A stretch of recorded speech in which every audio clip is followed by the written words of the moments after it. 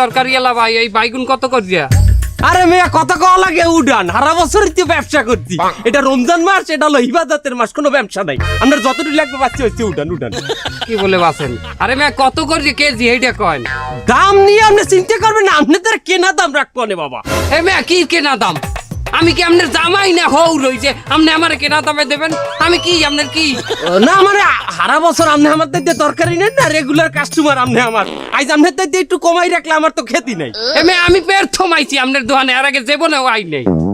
আপনার পেট থমাইছেন না, এর জন্য আপনার দ্বারা আইস কেনা দামে বেচমু বাবা। আগে সম্পর্ক হোক, সারা বছর ব্যবসা তো করবো, এটা ইবাদতের মাস, এ মাসে কোনো ব্যবসা নাই। ঠিক আছে না কথা? কেনা দামে নেন নেন, বাঁচেন আপনি বাঁচেন। মেয়া বাইগুনের দাম কত করে? কেনা দাম কত?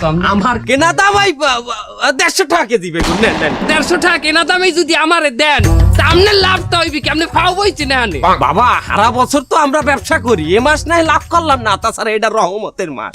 এই মাসে 150 টাকা বেগুন বেচলেও আমার 80 টাকা লাভ থাকবে।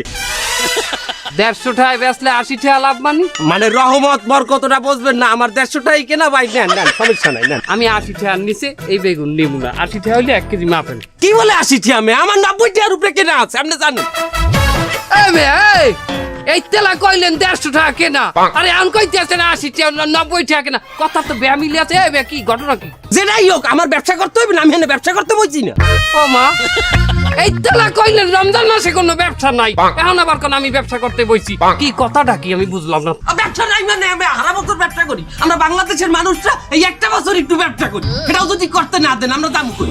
লাগবে না, আমি ওই ধইন 80 টাকা এখনই কিনবো, বহুত ধোয়ান। জান কোনো লাভ নাই, 150 টাকার কমে যদি আমাদের বাজারে কেউ বেগুন দেয়, এটার ঘাট ধরে বাইর করে দিব আমরা বাজার দিয়ে।